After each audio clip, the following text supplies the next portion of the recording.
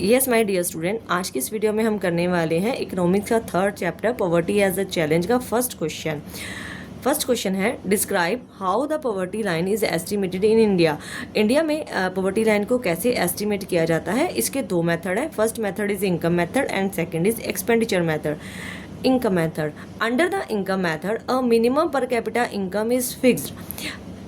Income methods में per capita income fix कर दी जाती है। पर कैपिटा मीन्स पर पर्सन की इनकम फिक्स कर दी जाती है कि एक पर्सन की इनकम इतनी होनी चाहिए।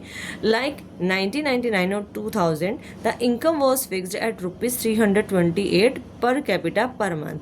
अब ये फिक्स कर दी गई 1999 और 2000 में कि एक पर्सन की रूरल एरिया में इनकम एक मंथ की फिक्स कर दी गई कितनी 328 and in urban areas it was ₹554 और अर्बन एरिया में शहरों में ये कितनी फिक्स कर दी गई 454। If any family has less than the fixed income, अगर किसी फैमिली की इनकम इन दोनों वैल्यू से कम होती है, इन दोनों इनकम से कम होती है, it is considered as the below poverty line. तो उसको क्या माना जाएगा कि वो फैमिली पॉवर्टी लाइन के बिलो है।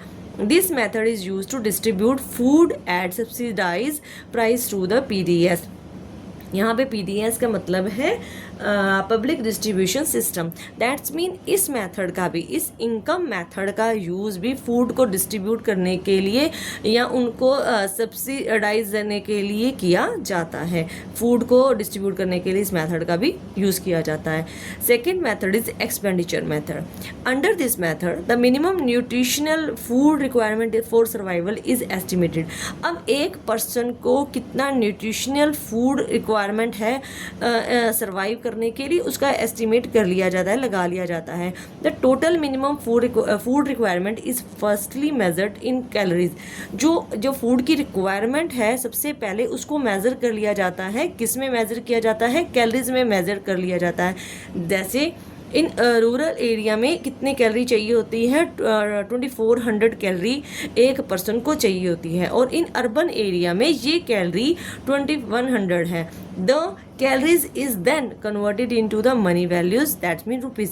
जब हमें पता लग गया कि एक पर्सन को रूरल एरिया में इतनी कैलोरी चाहिए या अर्बन एरिया में इतनी चाहिए, फिर उस वैल्यू को किस में, उस कैलोरी को किस में कन्वर्ट कर लिया जाता है? मनी में कन्वर्ट कर लिया जाता है कि एक पर्सन को कम से कम इतने रुपीज़ की कैलोरी चाहिए। दैट्स मीन इतने रुपीज़ की उसको फूड की रिक्वायरमेंट है।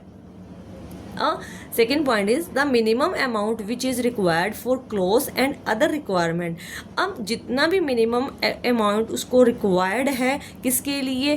क्लॉथ के लिए कितने पैसे उसको चाहिए एंड अदर रिक्वायरमेंट, ये भी एस्टिमेट कर लिया जाता है। फिर उसको किस में कन्वर्ट कर दिया जाता है?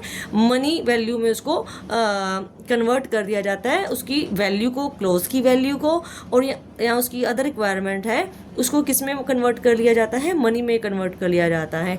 अब जितनी रुपीज़ की वैल्यू, मतलब कि जितनी कैलोरीज को हमने रुपीज़ में कन्वर्ट किया उसको, प्लस इसको जो क्लोज और अदर रिक्वायरमेंट है, इन दोनों को क्या कर दिया जाता है?